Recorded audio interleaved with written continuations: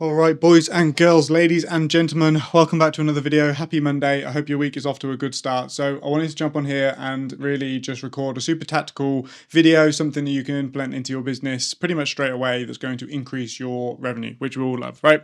So it's referrals. Let's talk about referrals. And I want to start off by talking about why they are fantastic. The first thing, and I think probably the most important reason why referrals are one of the best tactics that we can use as service-based businesses is because it's not a sale, right? A referral is basically just a budget conversation. So if someone has referred somebody else to you, essentially that is probably the most high intent lead or warmest lead that you're going to have within the business, right? It's coming from a place of trust. It's coming from somebody that they trust. So really what you're doing is you're having a budget conversation. It's not necessarily, let me tell you about us. Let me tell you why we're so great, why you should choose us, all of that sort of stuff. It's essentially just, can you afford what we do, or does your budget fit what we do, essentially.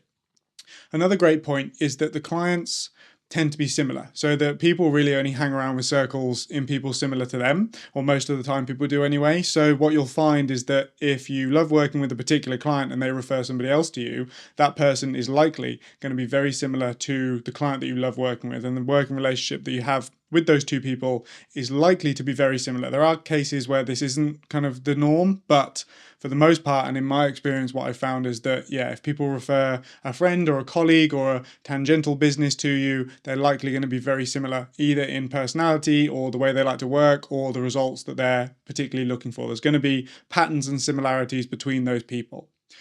The last thing, and I mentioned this kind of right at the start, is that it's instant trust, right? You are essentially, what the person is doing is they are borrowing the faith that the referrer had in you as a service provider. You're instantly kind of jumping over that barrier of trust, so that when you have the conversation, when you have these kind of essentially kind of conversations around budget and what they want and what results they're trying to achieve, you don't need to build any trust, right? The referrer has done that for you, which is absolutely fantastic, because it essentially, like, trust is one of the main reasons why people will buy from you, right? And the sales process is designed to increase, essentially get rid of doubt and increase trust, right?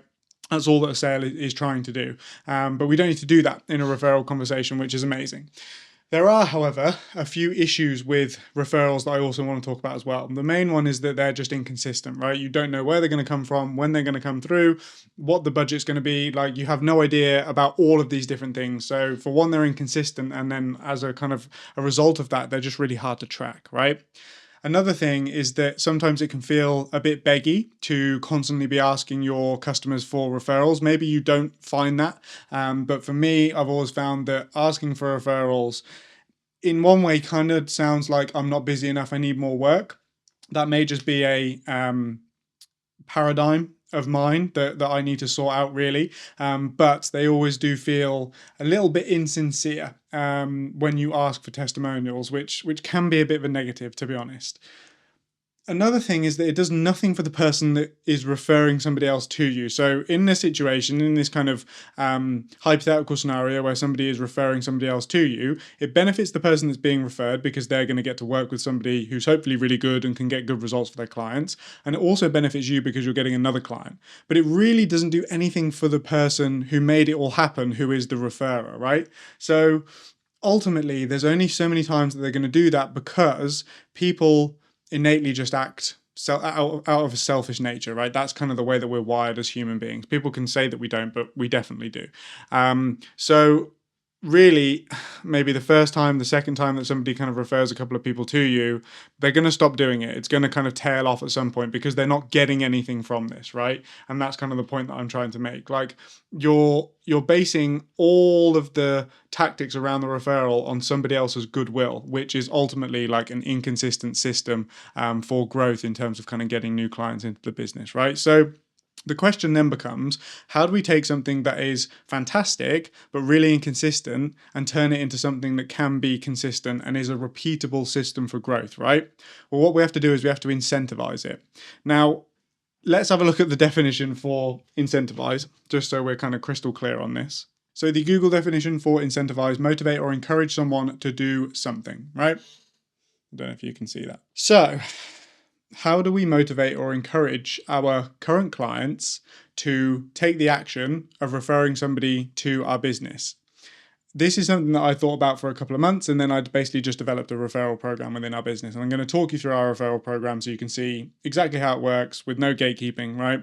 Essentially what we do is for our existing clients is we offer a 10% kickback on any project or any person that they refer to us. But the important thing is that it's only for the first project of that unique person, right? So you don't continue to pay commissions indefinitely. It's only for the first project because in my eyes, keeping a client and having repeat work from a client is all down to you. The conversation wouldn't have happened without the referrer, and that's important to value, which is why we pay the first 10% commission.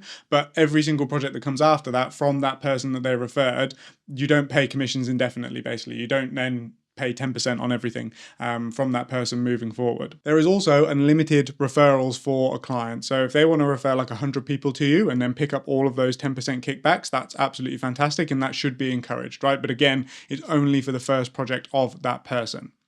What they do is they get paid in either cash, so straight cash as a 10%, or they get paid in services from our business. But one thing that we have done is the services that they can claim are 20% discounted, right? So let's say that somebody referred a 10 grand project to us, which would be amazing. We can either give them £1,000 in straight cash, straight into their bank account, or they can claim services worth 1,250, which would be a 20% discount on those services.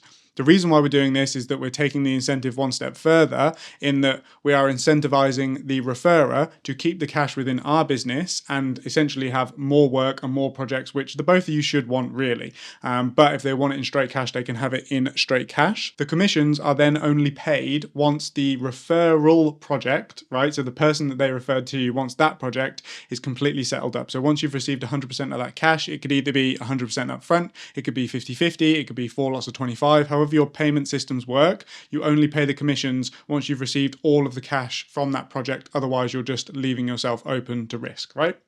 Now, the benefits of this system, as I see it, is that there really isn't any way to make referrals consistent. And this is a point I'm going to loop into at the end, because we can make them more frequent, right? What it does is it turns your clients into affiliates for your business. Essentially, what an affiliate is somebody that sells your product or service on your behalf without you being there. And really, the more that you can increase the amount of affiliates within your business, the more that things are going to begin to compound over time, right? What it does is it rewards them for supporting your business, which means that you are increasing the amount of positive interactions that somebody has with you and your business over time. It is linking dopamine, i.e. a good feeling, to you as a person and your business, which is inevitably just going to keep that client around for longer. They're going to be a happier client. They're going to give you better reviews, better referrals. You're going to do better work together. It's just in this virtuous cycle of good, basically.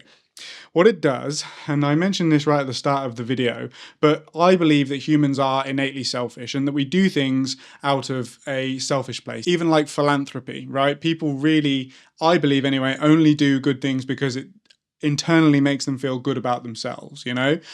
You could argue that it comes from a selfless place. I would argue that it doesn't. I would argue that it comes from a selfish place, but good is good, regardless of kind of where it comes from. If it does good in the world, then it's totally fine. Massive tangent. Let's get back onto this. Because ultimately, you have to give someone a reason to continue to do positive actions for you, right? You can't just rely on their goodwill. You may get 1 or 2 clients over your lifetime that are entirely selfless people and that they just constantly want to see you build and see you grow and refer loads of people to your business. And if you do, that's amazing. That's fantastic.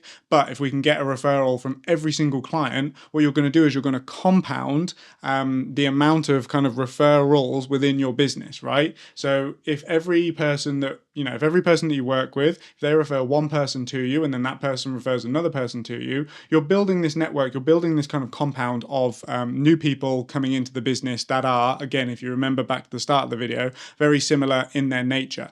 You could also argue that you don't want to be asking for referrals from people that you don't want to work with again. That's kind of a given, right? But the kind of the example works both ways.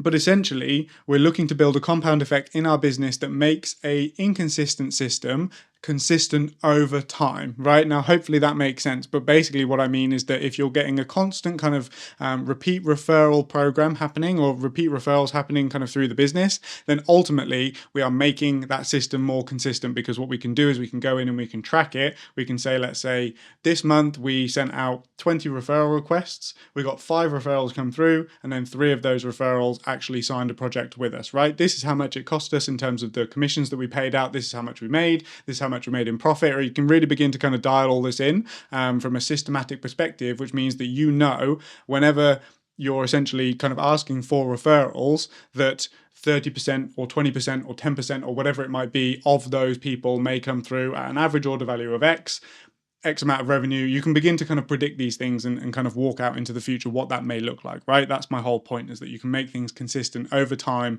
with enough volume and enough compound running through it. A final note just before I wrap up on this video is that you have to continue to remind people about this, right? So we have a nice little video that we send out that kind of talks through our referral program. That's something that we send out every 3 months to all of the clients, and we're beginning to systemize it. So I don't yet have the metrics and the data on what I just spoke about, kind of like, that compound effect, because I just don't think it's big enough yet.